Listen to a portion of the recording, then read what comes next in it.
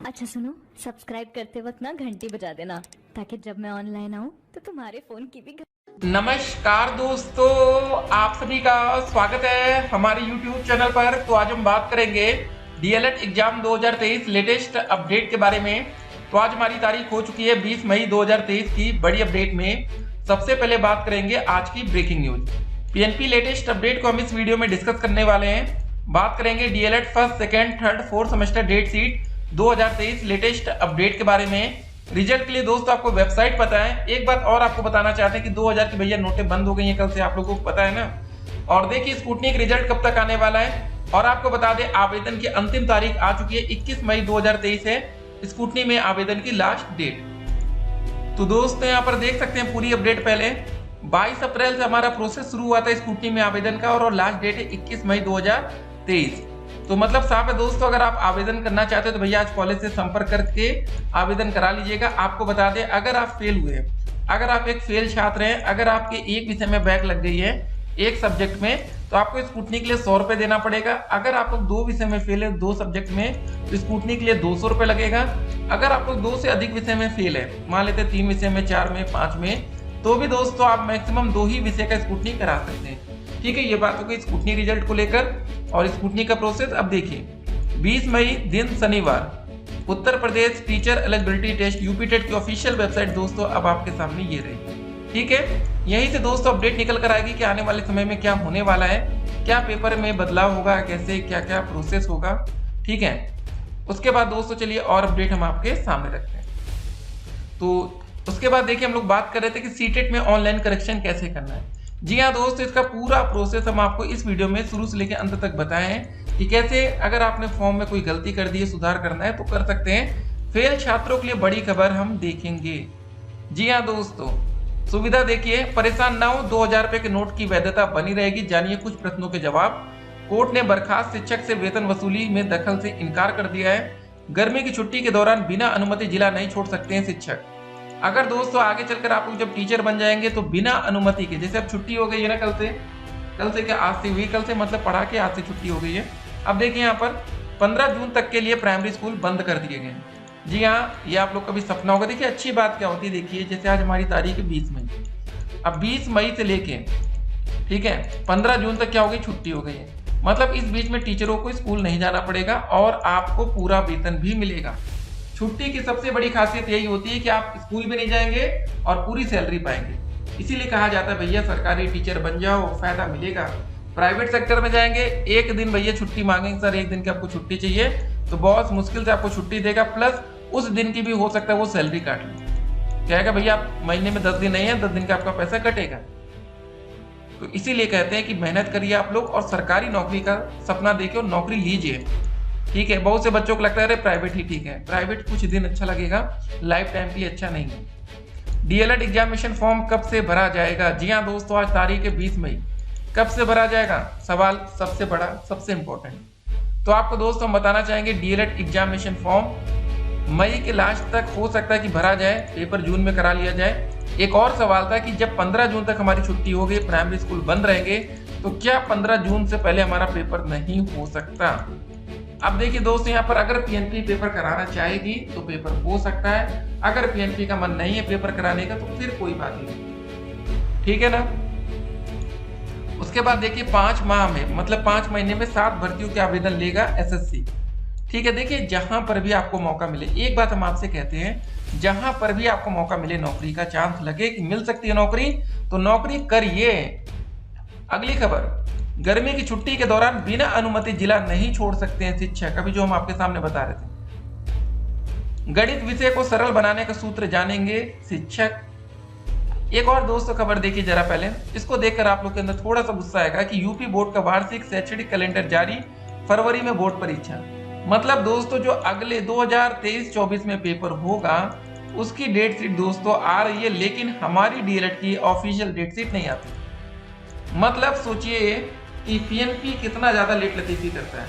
एक हम लोग को क्लियर नहीं करता कि पेपर जून में होगा, मई में, इसी महीने होगा या जुलाई में जाएगा। ठीक है, कुछ भी तो यहाँ पर क्लियर करना चाहिए ना, बच्चे उसी हिसाब से तैयारी करें। लेकिन यहाँ पर कुछ क्लियर नहीं किया जाता।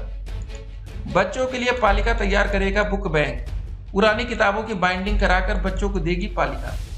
ठीक है, ये इसको भी दोस्तों हम देखेंगे कि आपको फायदा मिलेगा क्या इसका। उसके बाद परीक्षा डेट शीट आप देख सकते हैं प्रथम सेमेस्टर की।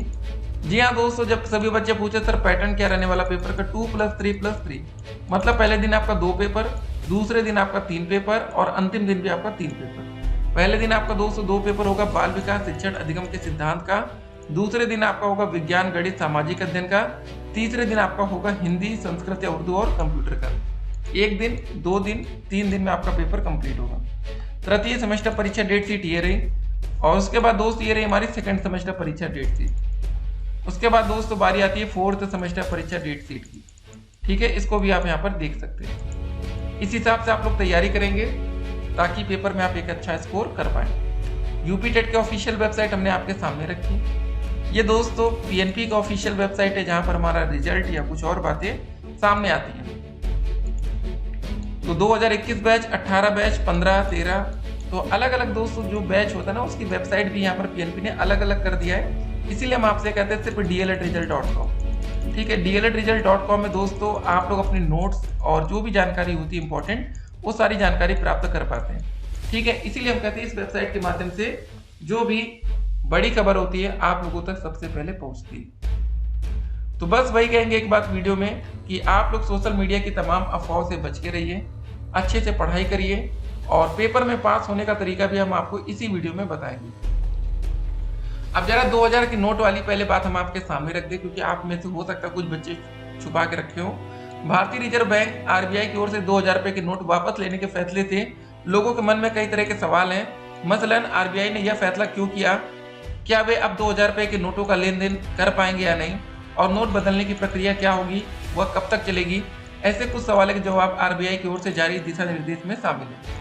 क्या 2000 के नोट लीगल टेंडर रहेंगे? हाँ, 2000 रुपए के बैंक नोट की वैधता स्थिति बनी रहेगी। क्या सामान्य लेन देन के लिए अभी भी 2000 रुपए के नोटों का इस्तेमाल किया जा सकता है? हाँ, लोग अपने लेन देन के लिए 2000 रुपए के नोट का उपयोग जारी रख सकते हैं और उन्हें भुगतान में भी प्राप्त करते रह सकते हैं। हालांकि उन्हें इस बात के लिए प्रोत्साहित किया जा रहा है कि वे 30 सितंबर 2023 तक या उससे पहले इन नोटों को बैंक में जमा कर दिया फिर बदल दें। ये नोट क्यों वापस लिए जा रहे हैं? रिजर्व बैंक की क्लीन नोट पॉलिसी की वजह से ये नोट वापस लिए जा रहे हैं। 2000 रुपए के ज्यादातर नोट मार्च 2017 के छपे हुए थे। आरबीआई का कहना है कि नोटों का जीवन 4 से 5 साल का होता है। पुराने हो जाने की वजह से नोट वापस लिए जा रहे हैं। क्लीन नोट पॉलिसी क्या है? रिजर्व बैंक लोगों को अच्छी गुणवत्ता के नोट ही देना चाहता है। पुराने और खराब हो चुके नोटों को इस नीति के तहत वापस लिया जाता है। लोगों को 2000 रुपए के नोटों का क्या करना चाहिए? लोग इन नोटों को जमा करने या बदलने के लिए बैंक शाखाओं से संपर्क कर सकते हैं। ये सुविधा 30 सितंबर तक सभी बैंकों में रहेगी। साथ ही इन्हें बदलने की सुविधा आरबीआई के निर्गत विभागों वाले 19 क्षेत्रीय कार्यालयों में भी उपलब्ध है। क्या बैंक खाते में 2000 के नोट जमा करने की कोई सीमा है? बैंक में नियमानुसार किसी तरह के प्रतिबंध बिना ये जमा किए जा सकेंगे। क्या बैंक खाता धारक ही अपने बैंक की शाखाओं में 2000 के नोट बदल सकता है? ये समझिए, इंपॉर्टेंट बात है। अगर आप मान लेते बैंक खाता धारक नहीं है, नहीं, एक गैर खाता धारक भी दोस्तों किसी भी बैंक शाखा से 20,000 रुपए तक 2000 के नोटों को बदल सकता है। समझ लीजिए अगर आपका बैंक में अकाउंट नहीं है वहां पर, तो भी दोस्तों आप 20,000 रुपए तक पैसे एक्सचेंज कर सकते हैं। ठीक है, फिर आपके भाई अकाउंट में जमा तो नहीं होगा लेकिन एक्सचेंज हो जाएगा। यदि किसी को व्यवसाय या दूसरी जरूरतों के लिए 20,000 से ज्यादा नकद चाहिए तो क्या होगा? देखिए, वे अपने बैंक खातों में बिना प्रतिबंध के 2000 रुपए के नोट जमा कर सकते हैं। बाद में जमा रकम से अपनी जरूरत के लिए कैश निकाल सकते हैं। क्या नोट बदलने की सुविधा के लिए कोई शुल्क देना होगा? नहीं, नोट बदलने की सुविधा के लिए निःशुल्क प्रदान की जाएगी। एक बात आपको दोस्तों यहाँ पर बताना चाहेंगे कि अब भैया बैंकों की चांदी होने वाली है। ठीक है, अगर आप बैंक कर्मचारी हैं तो जिनके पास लाखों करोड़ों में मान लेते भैया 1 करोड़ पे ब्लैक मनी है, ठीक है, 20-20 हजार करके वो कितने दिन जमा करेंगे? सीधे कहेंगे भैया 1 करोड़ जमा करो, 10% ले लो, 10 लाख तुम्हारा हो। तो कुछ ना कुछ दोस्तों ऐसे पिछली बार देखने को मिला था। तो सबका टाइम देखिए आता है, तो बैंक वालों का समय आ चुका है, अच्छी खासी उनकी इनकम होने वाली है। तो अब देखिए आपके मन में एक सवाल था कि सर हम डीएलएड का एग्जाम कैसे पास करें। फर्स्ट अटेम्प्ट में सीटेट हो गया, यूपी टेट हो गया, हम ये सब परीक्षाएं कैसे पास कर सकते हैं? और सवाल ये भी रहता है कि हम फेल क्यों होते हैं। फेल होने का रीजन समझिए पहले। क्या यूपी टेट का पेपर इतना कठिन आता है, सीटेट का इतना कठिन आता है कि आप पास भी ना कर सकें? ऐसा नहीं है। गलती क्या करते हैं दोस्तों, आप लोग कभी सिलेबस ही देखते नहीं। अभी आपको बता दें, बहुत से बच्चे ऐसे होंगे जिनको डीएलएड का सिलेबस नहीं पता होगा, यूपी टेट का सिलेबस नहीं पता होगा। वो क्या करते हैं, जाएंगे भैया मार्केट से कोई प्रीवियस ईयर क्वेश्चन पेपर की बुक ले आते हैं, या देख लेते भैया लिखा रहेगा 100 क्वेश्चन, 1000 क्वेश्चन की पूरी बुक, उससे काम देखिए नहीं चलता है। ठीक है, बहुत बार उससे कुछ क्वेश्चन सेम टू सेम फंस जरूर जाते हैं, लेकिन अगर आपका टारगेट 140 नंबर लाने का, 130 नंबर लाने का, तो फिर उससे आपका सपना कभी पूरा नहीं होने वाला। कम से कम दोस्तों आपको सलाह दी जाती है कि 2 से ज्यादा किताबें आप पढ़ें। एक किताब के भरोसे कभी भी मत रहिए लाइफ में, अगर आप एक अच्छा स्कोर करना चाहते हैं। ठीक है, बाकी पेपर इतना कठिन नहीं होता जितना आप लोग बना देते हैं। डीएलएड का रिजल्ट दोस्तों सबसे खराब आता है। डीएलएड में कभी ऐसे लिख के आएगा कि 45% बच्चे फेल हो गए, मतलब 100 में से सोचिए 45 बच्चे फेल हो रहे हैं, और वो बच्चे फेल हो रहे हैं जो लाइफ में कभी फेल नहीं होते। मतलब ग्रेजुएशन तक उम्मीद करते हैं आप लोग कभी फेल नहीं हुए होंगे, फर्स्ट टाइम आप लोग फेल डीएलएड में ही होते हैं। ठीक है, चलिए अब सीटेट की कुछ जानकारी देख लेते हैं, बाकी जो भी अपडेट आएगी अपडेट हम आप तक पहुंचाएं। तो दोस्तों आज 20 मई 2023, चलिए देखते हैं कि आपके जिले में, आपके राज्य में कितनी सीटें खाली हैं। तो सबसे पहले हम अपना राज्य सिलेक्ट करते हैं, उसके बाद एग्जामिनेशन सिटी हमें डालना है। तो यहाँ पर अगर हम वाराणसी की बात करें तो यहाँ पर 759 सीटें खाली हैं। अगर हम मेरठ की बात करें तो यहाँ पर 3269 सीटें खाली हैं। अगर दोस्तों हम अपनी राजधानी यूपी की, उत्तर प्रदेश की, लखनऊ की बात करें तो यहाँ पर 6252 सीटें अभी भी खाली दिख रही हैं। लेकिन दोस्तों ये खाली सीटें सिर्फ पेपर 2 के लिए हैं। अगर आप लोग पेपर 1 एंड पेपर 2 दोनों सिलेक्ट करते हैं कि अगर आप दोनों के लिए आवेदन करना चाहते हैं, तब अभी आप देखिएगा दोस्तों यहाँ पर सीटों में परिवर्तन होते हुए आपको दिखेगा। लेकिन कुछ बातें और आपको यहाँ पर जानना जरूरी है, वो भी दोस्तों अभी हम आपको यहाँ पर बताएंगे। ठीक है, तो यहाँ पर हम लोग पहले सिलेक्ट कर लेते हैं, ये सब भरते हैं, तो सेव एंड नेक्स्ट। तो देखिए इतना हो जाए पहले। ठीक है, हाँ हो गया। अब एग्जामिनेशन सिटी डिटेल्स में आते हैं। जब हम दोनों पेपर के लिए आवेदन कर रहे हैं, तब दोस्तों अगर हम उत्तर प्रदेश में आते हैं और फिर से अगर हम लखनऊ ही जिला डालते हैं, तो क्या यहाँ पर परिवर्तन दिखता है। अब आपको यहाँ पर टोटल वैकेंट सीट 0 दिख रही है। मतलब पेपर 1 के जो सेंटर है वो पहले से रिजर्व हो चुके हैं, पहले से भरे जा चुके हैं। ठीक है, तो ये सब दिक्कतें हैं। अब देखिए आपके मन में एक सवाल होगा, देखिए 26 मई लास्ट डेट है, सीटेट आवेदन करने के लिए 26 मई 2023 अंतिम डेट है। ठीक है, और आज हमारी तारीख है 20/5/2023। तो अब क्या हो सकता है, सवाल यहाँ पर ये। ठीक है, ये सब हटाते हैं नोटिफिकेशन। तो यहाँ पर दोस्तों आप देखिए यहाँ पर डेट लिखी है शनिवार 20 मई। ठीक है, तो जो अभी हमारा ऑनलाइन करेक्शन होगा, जैसे दोस्तों यहाँ पर हम देखिए अपना राज्य सिलेक्ट करने का ऑप्शन आ रहा है एग्जामिनेशन सिटी, बिल्कुल ऐसे ही आप उस समय भी बदल पाएंगे। ठीक है, उसके बाद दोस्तों देखिए अपलोड फोटोग्राफ एंड सिग्नेचर तक अपना फॉर्म को कंप्लीट रखिएगा, ये दोस्तों छूटना नहीं चाहिए। अब आप देख सकते हैं यहाँ तक हमारा फॉर्म कंप्लीट है। सिर्फ एग्जामिनेशन सिटी में आते हैं, यहाँ पर दोस्त स्टेट और एग्जामिनेशन सिटी डालते, फिर पेमेंट करेंगे, फाइनल सबमिट करेंगे, खत्म। ठीक है, तो कंप्लीट रखिएगा। अब उम्मीद देखिए दोस्तों धीरे धीरे कम होती जा रही है, क्योंकि सिर्फ ये अब अंतिम सप्ताह बचा है आवेदन करने का। इसके बाद फिर आप आवेदन के पात्र नहीं माने जाएंगे। तो देख लीजिएगा, अगर आप सिर्फ पेपर 2 के लिए आवेदन करना चाहते हैं तो आपको अपने ही राज्य में मौका मिल सकता है। अगर दोस्तों आप दोनों पेपर के लिए आवेदन करना चाहते हैं, फिर दोस्तों देखिए आपको फिर दिल्ली की तरफ जाना पड़ेगा, या आपके देखिएगा आपके घर के करीब कौन सा सेंटर पड़ता है। दिल्ली में भी दोस्तों 92,000 से ज्यादा सीटें ऑक्युपाइड कर ली गई हैं।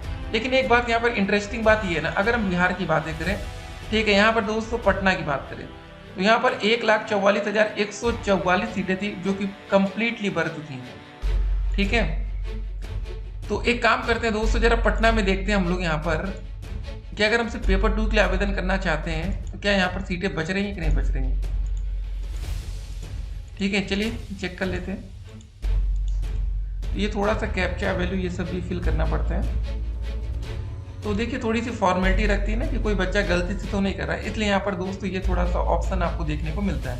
अब चलिए हम एग्जामिनेशन सिटी डिटेल्स में आते हैं। राज्य दोस्तों अब हमारा रहेगा बिहार, ठीक है, और पटना। अब दोस्तों आप देख सकते हैं यहाँ पर टोटल वैकेंट सीट 30,000 से भी ज़्यादा है। मतलब मैक्सिमम बच्चों ने सिर्फ पेपर 1 के लिए अप्लाई किया है। आप लोगों को लगता होगा कि यार पेपर 1 या पेपर 2 का सिर्फ पेपर देंगे तो आपको 1,000, दोनों को देंगे तो 1,200। तो बहुत से बच्चों को 200 से मतलब होता है कि क्या मतलब है 200 रुपये बेमतलब का खर्चा किया जाए, जब उनको जरूरत सिर्फ पेपर 1 की है तो पेपर 2 क्यों दिया जाए। ठीक है, ये सब बातें हैं। एक बात और आपको बता दें, सुप्रीम कोर्ट का फैसला बीएड वर्सेस बीटीसी आने वाला है जुलाई में। तो जुलाई में दोस्तों दूध का दूध पानी का पानी हो जाएगा कि प्राथमिक शिक्षक भर्ती में बीएड के छात्रों को मौका मिलेगा या नहीं मिलेगा, उसका भी इंतजार बेसब्री से हो रहा है। केवीएस रिजल्ट को रुकवाने की भी बात कही जा रही थी। चलिए देखते हैं क्या होता है। चलिए फिर मिलते हैं, स्टे कनेक्टेड।